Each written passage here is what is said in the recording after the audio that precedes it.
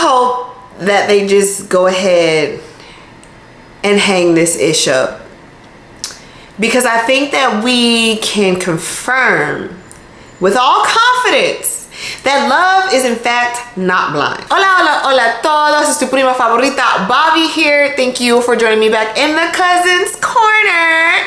Welcome to my channel if you are new here, and if you're not, welcome back. I'm gonna go ahead and give my final thoughts, mis pensamientos últimos, on the whole Love is Blind season 6. I ain't gonna talk about it no more after this, but I am gonna talk about season 6, episode 12, the weddings, and episode 13, the reunion. So without further ado, we're gonna go ahead and we're gonna get right into this mess. Last time we left off, basically everybody was on some BS, of course. Chelsea and Jimmy were basically talking about getting married. They had spent the whole entire day together, and then Jimmy opens up the conversation about, what do you think that you're gonna say? And if you haven't watched it yet, you probably have by this point, because I know I'm behind, but I told y'all I was on vacation getting my life. But Jimmy basically said no.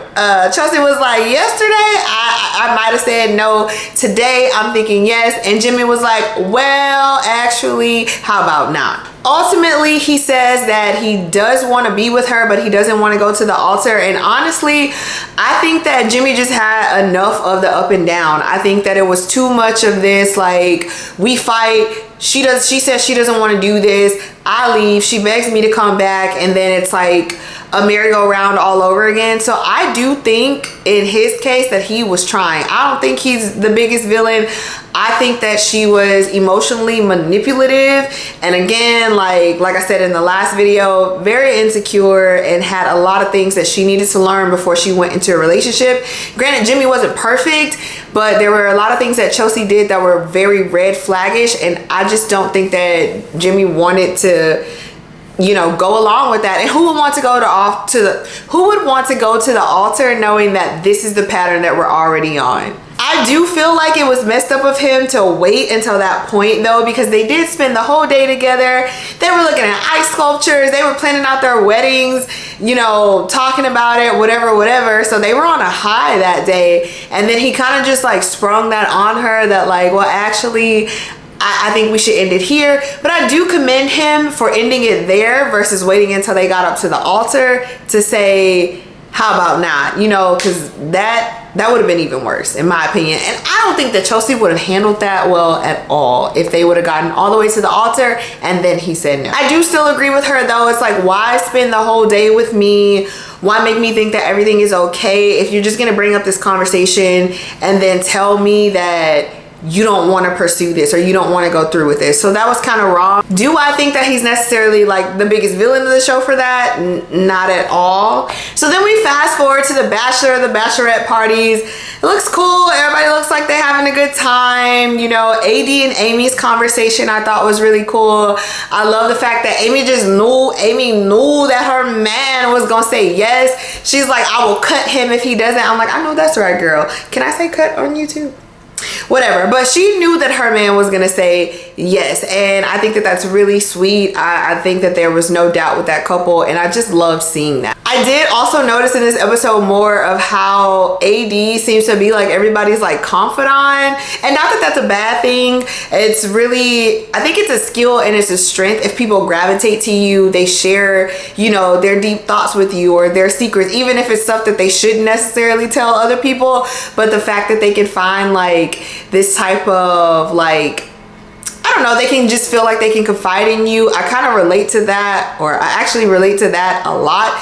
People just be telling me stuff and I'll just be like, okay, I guess I'll keep your secret. Like, but just being able to be there for other people, to have certain conversations with other people that they might not feel comfortable with having with other people. So I just really noticed that about her, not just in this episode, but it really just kind of like clicked, like, oh yeah, she's that type of person where people just feel like they can confide in her. Clay talks to his friends and Johnny about how he's a lot and how much AD fights for him, and I just hate it. Like, I'm like, heal, please. It is, I just found that conversation to just be so tiresome, and I just wanted him to shut up. He talks a lot about how she rides for him and she does all these things for him and she fights for their relationship and she takes him as he is because he is a lot. But I don't hear anything about the reciprocation. I'm like, where's the reciprocation? What do you do for her?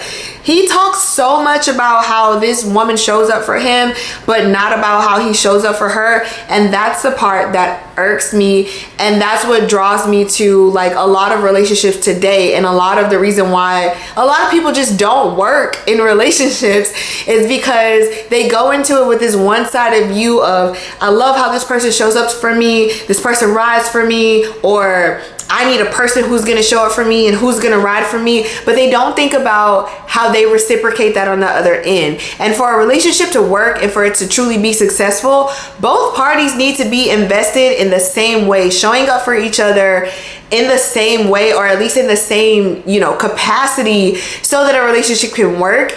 And you just hear with Clay like a lot of one-sidedness about how AD is this ride or die. She gonna fight for the marriage. She gonna do this. She is strong. It takes me back to that. She's so strong and resilient. And if you know me, I cannot.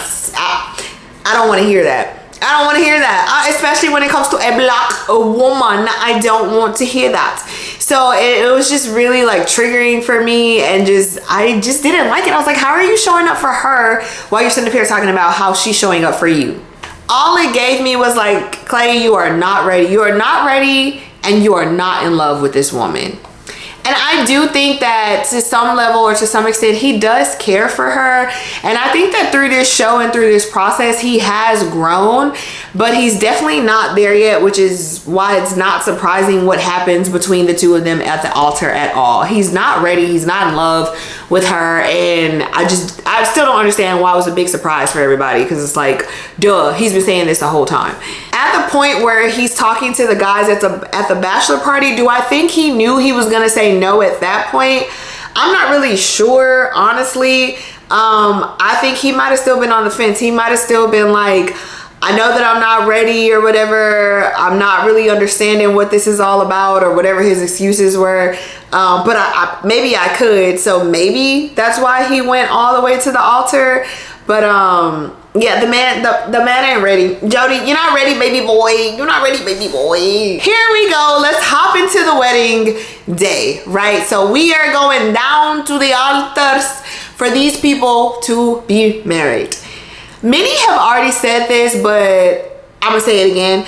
I don't think that AD realizes how much she truly has to offer the world, how much she truly has to offer other people. I don't think she realizes how beautiful she is and how much she brings to those around her. Or maybe she realizes it, but she doesn't value it, which is why she allows people to not value her. She's a very down for you person. I feel for anybody. She seems like just the type of person that's gonna ride with you if she truly cares about you. And I believe that she's the oldest of her siblings, and as the oldest child, I can truly understand that, like being the rock for everybody, showing up for everybody. But it's like you have to get to a point in your life where you come out of that in a sense where you know when it's time for you to show up for yourself. And when other people are not showing up for you, you pull back. You have to learn that. You have to learn that balance, because if not, you'll forever be getting used by everybody. I just feel like as the oldest, like it's on you. It's on you and it's in you. But you have to stand up. You have to get to a point where it's like, yeah, I'm gonna have to be a little bit selfish and y'all gonna have to back off, because I have to be about me. I do think also she was at the point where she wanted this so bad that nothing else mattered. The signs didn't matter. Her being the only one to show up and fight for her relationship didn't matter. Her being the only one to really put effort in didn't matter. But beautiful bride, by the way, beautiful bride. And for the whole wedding dress debacle, like that kind of irks me too, because I understand like people are like, her slit was too high and it was a too revealing dress and she's still leading with her body. There's a whole bunch of discourse about that. If you're interested in that, go watch other people's video. I'm not about to break down nothing about nobody else's body. I'm too busy worried about what's going on over here, honey.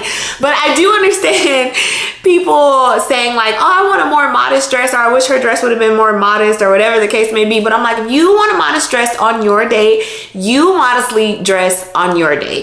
If her wedding dress was not your cup of tea or not your taste, it's not your wedding. It's not your decision. It's not your body. So leave the girl alone. Like, she wanted to feel what made her feel beautiful on her wedding day. And while we can break that down of, you know, why being more revealing makes some people feel more beautiful, if that's even, you know, what the case was or whatever, let the girl have her day. Like, it's her dress. She chose it. If you don't want to show your leg, don't show thigh on your wedding day. If you don't want to show back, don't show back on your wedding day. I know for me, by me, as for me in my house, back is out. But yeah, I just thought that was really interesting how people just had all this stuff to say about her dress. And I'm like, you're not the one getting married. So calmate, mamita. It's not your wedding. It's not your vestido. So just go somewhere. Just sit down, siéntate, and just watch the show. We'll also say, I wish we could have seen the encounter between AD and Clay's mom. The way AD's mom described their conversation, or them meeting each other, and how much she really liked Clay's mom, and how she would have chosen, like, that's who she would have chosen as a mother-in-law for her daughter. I wish we could have saw that encounter. And it makes me wonder, like, why wasn't it recorded? Or if it was recorded, why weren't we able to see it? We got to see all these other encounters. Everybody loved Clay's mama, okay? Everybody loved Clay's mama, and anytime that she spoke. So I'm just wondering, like, why didn't we get to see the encounter between the two mothers? I think that would have been a great moment. But then it also leaves me to think, okay, was something said in that conversation where they were just like, let's not put that out there. Let's not put that on the telly, because that might be a little telling to what's to come. So I just wonder why we weren't able to see that encounter, or why it wasn't recorded, or if it was recorded, why it wasn't shared. Like, why couldn't we see that? I want to see the beauty and the magic of that moment the way she described it. I know I'm kind of skipping around, but I'm just like recapping things from the episode that, you know, stood out to me. But I really did not like the way that AD described. I don't want to say didn't like. It just kind of made me sad, right? The way that she described, I never envisioned this for myself. That to me was like, no, like it was kind of like devastating to hear her say that, right? And it made me sad to hear her say that, because she was talking about never envisioning, you know, her wedding day, or having someone to fight for her or to love her, all these things that, you know, she was putting out, that she was putting into other people, that she has stated that she's poured into other people. And I was like, no, baby girl, like, no, we can't think that way. Even if that's how you used to think, like, you gotta start visioning these things that you want, and these things that you really desire. And that's coming from a person who never really, like, I don't want to say I never envisioned like my wedding day or anything like that, but I'm not a person who like sat around even as a young kid thinking about, oh, when I get married and when I have a husband and all of these things. That wasn't something that was super at the forefront of my mind for me. It wasn't something that I super visualized. But I still did think about it from time to time, as far as being partnered and being loved properly, even though I didn't have, at least growing up in my younger years, a lot of really good examples of what that looked like. I knew that for me, that I wanted different, that I wanted better, that I wanted the love that I wanted to give to someone. But I didn't spend a whole lot of time thinking about, you know, marriage or my wedding day per se, because it wasn't something that I really desired like that. For a long time, even in my adulthood, I didn't desire it, right? And to some extent, I could say that I didn't really want it, right? Because I hadn't seen very positive depictions of that in my childhood and growing up. So it was just like, I'm envisioning my success. I'm thinking about my success. I'm thinking about how I, you know, want to be able to provide for myself, and how I want to be as an adult, the things that I want to do and the places that I want to go. And love, yeah, that's cool, but we'll cross that bridge when we get to it. I actually do remember there was once upon a time where even when I would talk about myself in relation to marriage, I don't want to say I would gag, but it was to the point where it was like, it was so far off from me, right? But at the same time, it's like, I knew that being partnered was something that I eventually wanted. It was just so hard for me to associate myself with marriage. But I'm talking about like when I was younger, as like a teenager, or even like early in my college days, right? I'm just like, when I get married, like I couldn't even say it. Or friends, if we would be having conversations, they're like, well, when you get married, I'm like, when who get married, you know? Because it was just so far off from me. So I relate to her in that way. But once I got into my adulthood and I knew that being partnered was something that I wanted, I had to switch that around to where it's like, okay, I might have never seen positive, you know, examples of this, or not very many positive examples of this in my childhood, but I know that it starts with me, and it starts in here, and it starts in here, what it is that I truly desire and what I can and will have in my adulthood. And like I said, when I say it starts in here and it starts in here, manifestation is real. The words that you speak is real. The things that you think about yourself come into fruition. Declaring and decreeing is real. Whatever way you want to put it, whether you're spiritual or whether you're religious, that is a real thing. And all I can say to that is where it starts. The way that you speak over your life, even in those moments where it's like, I haven't seen it, I'm not really sure what it looks like, could that even be for me? If that's something that you know that you want, start telling yourself that now. Even if today is the first day that you ever had to say that to yourself. Because there is no way that you should not be envisioning or visualizing the things that your heart truly desires to never happen, or to never be able to show up for you. Like, no, it starts with the way that you speak and what you tell yourself. So if you want it, tell yourself, I will have it. Even if you can't see it, there are things that I know I'm going to have in my life, that I know I desire in my life, that I might not necessarily be able to see right now, or when I try to visualize it, it doesn't really work. But I'm still going to tell myself, girl, it doesn't matter, because you're going to have it. Porque you're gonna have it. Porque es para ti. Porque es para ti. It's for you. It's for me. So that just really hurt that she said that, and I'm just like, girl, you.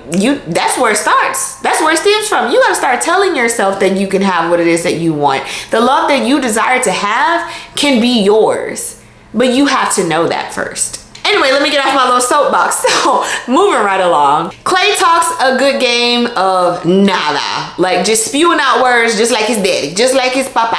I do think that he cares for AD. I mean, they've gone through this whole experience together. So, I do think that he has some semblance of, like, care for her. But again, like, as far as loving her or being in love with her, nah, player. Jody, baby boy, he ain't there. I do not think that he's ready at all. And the way that he talks about AD gives me, I love her because she's strong and resilient vibes, like I already said. And I just hate that talking point. It's like, don't love me for being strong. Don't love me for being resilient. Love me for who I am as a person. Love me because you want to be strong for me as the man. Because as a man, why are you attracted to how strong I am? As a man, why are you attracted to how resilient I am? Do you want a man? No, just kidding. It's just like, don't love me for my resilience. Don't love me for being strong. Don't love me for my hyper independence. Love me for who I am. Those can be traits that you find attractive in me, but that shouldn't be the reason why you love me. He just keeps talking about how she loves him, how she accepts him, how she validates him. But again, there's no reciprocation. There's no, we show up for each other and I encourage her and I stand in her corner. It's always, she's here for me and I'm a whole lot and she does this for me and the way she fights for me and the way she validates me. And it's just like, girl, run, please run, please. Any woman, any mujer, escúchame. If that's all your man has to say about you is how strong and how resilient you are, how you show up for him, how you fight for him, and there's no like reciprocation, girl, run. Because he's going to use you until he gets all the validation that he needs to go validate another woman. I will say that both Clay and AD talked a lot about how he could be a great father, how he could be a good husband. And he also talks about that with his friends, but I'm like, what are you right now? Like, what are you doing now to make sure that you are going to be those things? You talk about what you could be in the future and what you have the potential to be, but what you're doing right now does not show that you're on the path to even try to be those things. So I don't understand why we're talking in these circles. And hearing him and his friends talk in the circles too before the wedding, that was also draining. I was like, get them all out of here, get them all out of here. And then we get to his daddy. We get to Clay's father. And, you know, everybody was waiting for that, including me. It's like, oh, cool. We about to see his father in this episode. We gonna see who the player is, who the man is coming in his cape and his purple shoes. And okay, his daddy's not a pimp, but I'm just saying, like, I was like, okay, we about to see a real fox here, a real slick something, right? Clay's daddy. Another circle talker. I'm like, what is it with Clay talking in circles, his daddy talking in circles, his friends talking in circles, everyone around this man talks in circles except for his mom. She's the only one that has sense. And his sister didn't say anything. So I'm just like, his dad like showed up just talking a bunch of nothing. And I was like, get this man off my screen, please. Please, this is the player we talking about. This is the one that was taking his son on cheating dates, cheating sprees. Get this man off my screen. He was insufferable. I'm not sorry. He was insufferable. What was he even talking about? Their relationship, and I can see why Clay was saying him and his father are not that close. Their relationship seems so surface level, and his daddy just talks about himself. It was sad. It was sad for me. Clay also talked about the gray area of marriage, and I do think that that's something that he truly struggles with because of what happened between his mom and his dad, right? That gray area of, well, you did all this stuff to mom, but did you still love her? And how does love correlate to the way that you treat somebody, correlate to how you father your kids, correlate to how you show up in the world? Like, and I just wish that that moment that they were prepping for the wedding, when his dad was talking a bunch of nothing and talking about himself on his son's big day, why Clay didn't ask him that. I feel like that would have been a good moment to kind of ask him that. That wouldn't have been the perfect moment. They should have had that conversation before he even got down to getting ready to go to the altar. But I think if any moment of any, that would have been the moment to ask about that gray area, because I know that that was something that was at the forefront of his mind. But his dad was probably talking too much about a bunch of nothing. Clay couldn't find the words or the time to fit in the words.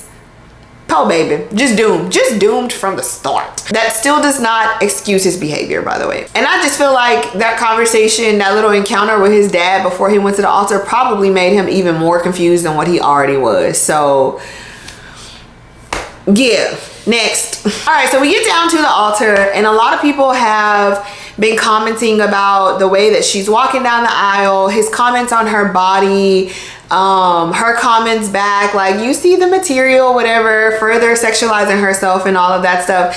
And while I understand where people are coming from with that, I also want people to also understand the way that people's humor and the way that their relationship might be towards each other. So even thinking about back to, I think it was Married at First Sight, one of the most recent seasons, right? And you had Yasmina and I don't remember the little guy. Sorry, I don't remember the guy's name, but you had them, right? And so she was very sarcastic and made a lot of jokes and even did like a whole drop mic at, you know, after she said her vowels. And it made me think about that. It made me think about, you don't really know how these people's humor are towards each other. So him saying, okay, body, and she's saying, oh, you see the material or whatever, like, that could just be the way that their humor is with each other. And granted, I get it. It's my wedding day. You should be crying. You should be looking at the face card. Yeah, you should be looking at the body too, but that shouldn't be the first thing that comes out of your mouth. But then again, like I said, like, you don't know what their humor is, and that relationship that they have to humor, to nerves, or whatever is between each other. So when I first heard it, I was just like, oh, okay, whatever. But at the same time, I was just like, that's funny. That's how they play with each other. That was my first thought. And then everybody started coming in with their think pieces. Oh, he's still sexualizing her, which, you know, could be true. She's still sexualizing herself, which could also be true. But I'm like, also, y'all, don't act like, you know, you don't have a certain type of relationship or humor with somebody, with certain friends that you do, that's different than another person. Because I know I'm gonna be at the altar making all types of jokes. Y'all gonna be sick of me because I think that I'm funny, and I use humor and sarcasm, especially when I'm nervous, especially when I like somebody. So get ready for the jokes, because I'm gonna be bringing the punchlines at my wedding. So I just say that to say, you don't know these people's humor, and she might not have thought that much of it, like that deep, that everybody else is thinking into it. Now we get down to Clay saying no, and I still don't understand why everybody was so surprised.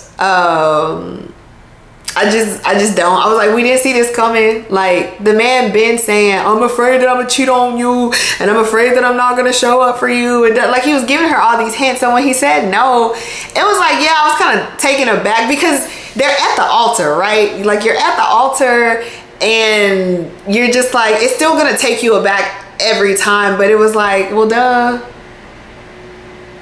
he's been saying he didn't want to get married this whole time. He said he didn't understand marriage. He said he didn't even understand the show. Like, he hadn't even watched it, like, which is crazy. But he said no, and everybody was so surprised, and I just don't understand. I think AD's nerves leading up until that point were so strong because she was never sure of his answer. Even as we go back to the conversation that she was having with Amy at the Bachelorette, like, AD never mentioned whether she thought Clay would say yes or no, right? It was all about Amy and Johnny. Like, do you think he's gonna say no, and how would you feel if he, you know, whatever. But I don't think that she was ever confident in Clay saying yes. Like, I think that there was always doubt there. And I think that that's where her nerves came from, because she knew that there was a strong possibility that he was more than likely going to say no. I don't think she was surprised either, honestly. I think it hurt. I think that maybe she was still hopeful. But I think that she was just like it just came out of the blue for her. I'm like, I don't think you're that oblivious. I don't think the girl's that naive. I really don't. So yeah. As for Clay saying no, I'm not mad at him saying no, only because, one, like, all the signs pointed to it, but then two, it's like, I would rather him do it there and do it now than to say yes and then they go into a marriage and he never gives her what she's truly wanting. Because all that's going to happen is she's going to be like, well, now he said yes, so I can continue to help and build him up and make him into this husband. And it's like, he should have came down that aisle as that husband.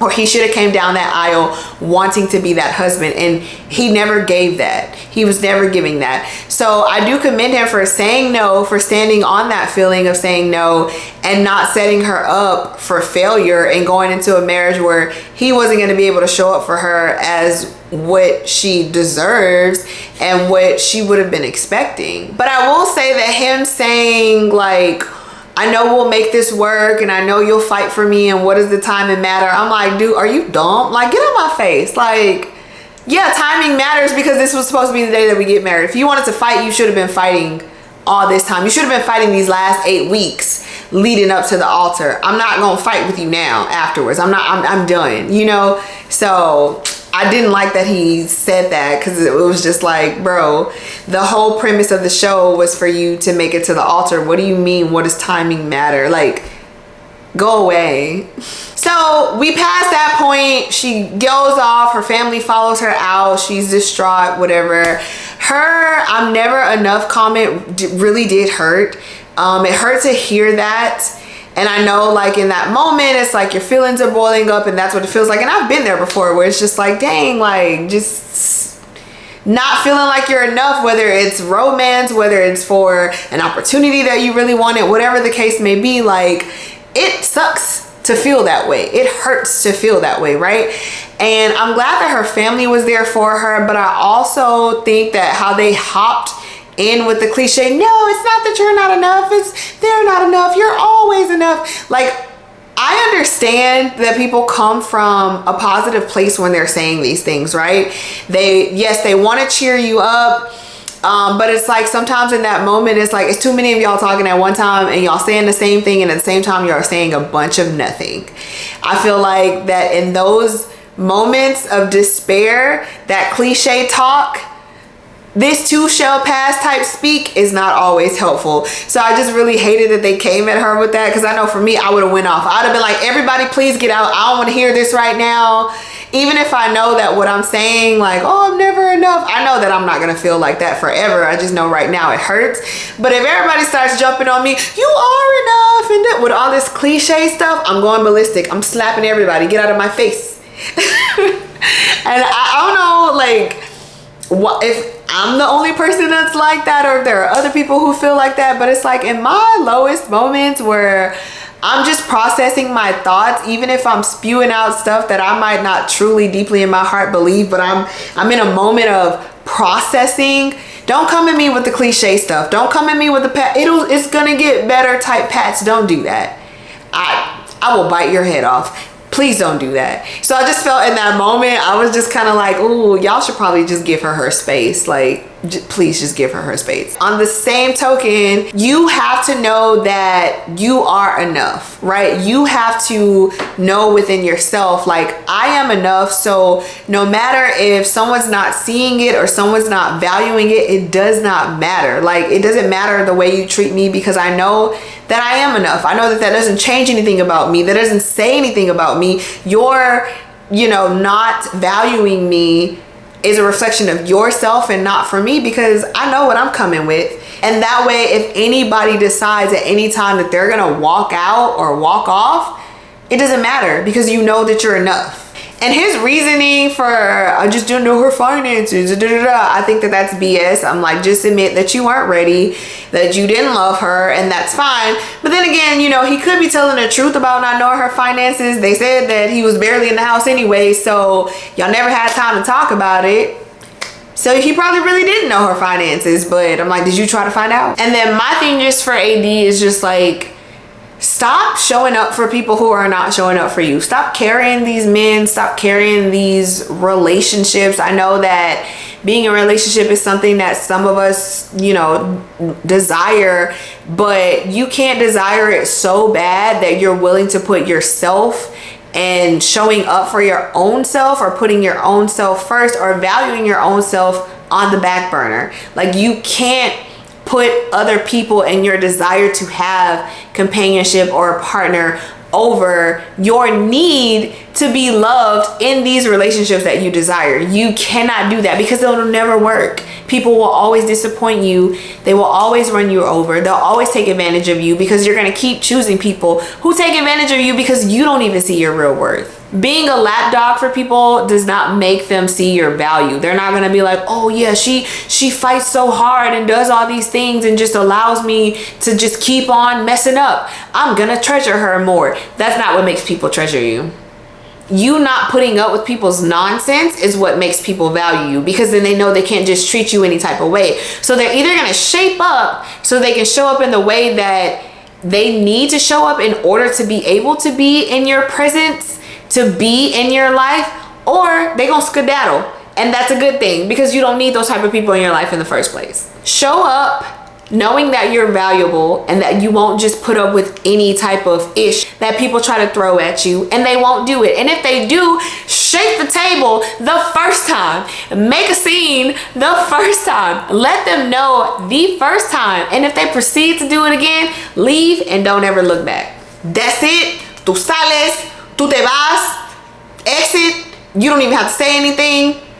Just leave the first time, or after you've let them know. Clay's mom, everybody loves Clay's mom, and I say yes to everything that she said. She knows her baby boy. She knows Clay. She knows her son. She knows his whack ass bald head daddy as well, and he still didn't get it. Like, that conversation that she had with him, the fact that she was telling him to like apologize, don't make excuses, and he still turned around and made an excuse right after. I was like, girl, you put up with it? You put up with that, girl? He made me itch. I was like, get this man off my screen, bro. She literally sat up here and told him, like, him talking about, well, he needs to find a woman like you. Well, you had a woman like me and you didn't treat me right either. You need to apologize. You need to talk to him. You need to make things right. Don't make excuses. Well, I never had nobody growing up to show me. You're 86. It's too late for you, bro. We get it. Heal. Go talk to your son. Like, yeah, can y'all tell that Clay's daddy is triggering to me? I just can't. So Amy and Johnny get married. The wedding is beautiful. I cried, y'all. I don't care what y'all say, talking about they're boring, whatever. Y'all just like toxicity and unhealthy attachments and seeing Black women trauma and all types of stuff. So y'all just couldn't appreciate it, but I appreciated it, and I cried because I thought it was beautiful. I thought the way that they spoke about each other was very beautiful, and Amy's papa is still my favorite character on this whole entire show. He's carrying the show. He is my favorite person, and yeah, she's blessed. They are healthy, and I really wish that we got to see more of that. And I understand the drama and all of that stuff is what sells. That is what people are tuning in for. But also, I'm like, we could have had a healthy dose of both. I think that a lot of people were claiming Amy and Johnny to be boring is just because they weren't invested in the way that these other couples were. And granted, like I said, maybe it's because they weren't bringing the drama, so the views were, people weren't showing up to watch them. But I think if production would have gave us more of them in a way that audience could relate to, in a way that made audience continue to root for them and be happy about them, it would have went better. I just kind of feel like they were robbed in a sense, because it's like, yeah, give them like 5 minutes, yay, happy couple, nothing's wrong, blah blah blah blah, and then go back to all the drama and stuff, right? And so I just feel like they were robbed of a really beautiful moment that should be shared and celebrated with everybody, to just be minimized to people calling them boring. And I don't think that they were boring. I think y'all are just problematic, and they're healthy, and we love to see that over here. And when I went back and I watched the episodes for a second time, just like seeing like the way that they love each other, the way that they talk about each other, the way that they compliment each other, just Amy's energy overall, and how she just shows up loving, passionate, caring, kind, and ready for a relationship, ready to be loved, ready to give love, knowing herself, knowing,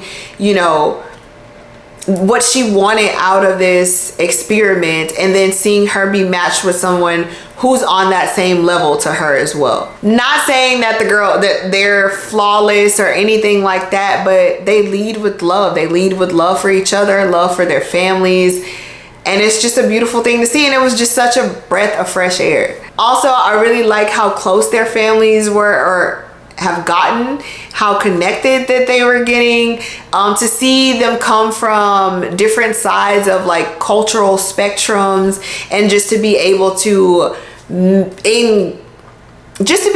intertwine into one another's family, into one another's lives, and to just be able to celebrate that. Like, it's beautiful. I'm like, yes, that's what we want to see. That's what we want. And it's truly great to see that they have a village for real. Like, they have their families, they have their friends, they have each other. It's like, it's a beautiful thing to see. And cuando I have mi esposo, that's what I expect too, from my family and from his family. So familias, if y'all listening, just know that's what I'm looking for. Okay, we're gonna have some fun. Let's do it. I know that was quite a bit, but now we're gonna get down to the reunion. So I'm just gonna try not to make this too super long. Let's just hop right into it. So the intro was trash and it was unnecessary. I didn't find it funny, and I was annoyed. I was like, y'all could have just started the show. Y'all could have just, welcome to Love is Blind. We're on the stage here. We got the people here, and just started the show. Y'all didn't need to do all that. I feel like that type of introduction might have been cute season 1, maybe even season 3. But at this point, like, no, just start the show. For me, bringing back the older couples was also not needed. It was cute, but I don't feel like they needed to be there. But I guess if their goal was to prove, hey, this experiment does work, look at all these couples here, I guess they had to in a sense, but I just feel like it was unnecessary, and they didn't really add to, like, it was nice to see them, but they didn't really add too much. And some of those people, like, we didn't even remember that they existed. I'm like, if you're gonna highlight older couples, you should have been highlighting them on your Instagram as well, on the advertising as well. Like, don't just all of a sudden bring them back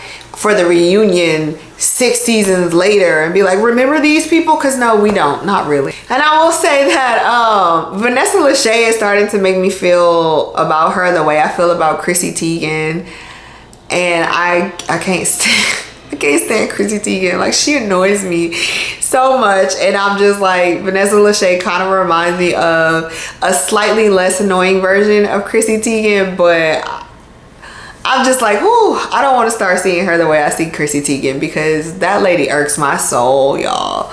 Just a side note, that has nothing to do with anything. Again, with the older couples, I guess it's a it works, see, type thing, but it's like, no, it doesn't. That's why you only have 9 of 11 of how many couples that you've had on this show, that you only have 9 to show for a success rate out of so many other couples that didn't make it. That's not proof. That's not proof. That's not the way that statistics work. That's not the way that truths and false work. Like, that's not how that works. I would say just hang it up, or just go ahead and admit that y'all are keeping it on air for the drama, the money, and the views. And back again, like, the older couples, I don't think that they gave that much to the conversation, so I really, again, just don't see why they were there, but I hope they got paid for their time. Yay for Cameron and Lauren for deciding not to show up. I don't think that they, you know, they said that they were busy, but I just don't think that they wanted to be associated with what this show has become and what it's come to. So yay for them for standing their ground and being like, nah, y'all not about to slap our faces on here. Also, congrats to Blitz and Zach and Alexa and Brennan for their Love is Blind babies. Great for them. Babies are nice, but cool. Like, that could have been a Zoom call. Like, Kwame and Chelsea still don't make sense to me to this day. I don't know what it is, but they never made sense. But the fact that they're still going strong, it's like, maybe that's why they work, because I don't know. I can't quite put my finger on it. It's not the interracial thing at all by any means. It's just, they just seem so different, but maybe that's exactly why it is that they work. But every time I see them together, I'm just like, this is so funny. Like, the pairing of the two of them is so funny. Never in a million years would I have thought that they would have been paired and like that would have stuck. Like, that is hilarious to me. Love Tiffany and Brett. Nothing to say about them. Love seeing them on my screen. Love when they show up. I don't understand why Izzy and Blondie were there. Like, that could have been a Zoom call. Yay, they're gonna be on a completely different show that the only thing it has to do with this show is the fact that they came from this show first. Okay. And then who is Gigi? Like, I feel like I slightly remember her, but then again, I don't. I really don't. And them bringing her on there, and then her man, husband, baby daddy, whoever, whatever, we don't know that man. We barely know her. So how is this a testament? I guess because they want to say, well, she found him because now she had a bigger network and what. Like, get these people off my screen, because why are they here? I did appreciate the highlight reel of Johnny and Amy. I thought that was cute. I still think that they were robbed. I don't think that they were given enough on-screen time, or that their stories were, that there was enough intention put behind pushing them to the audience.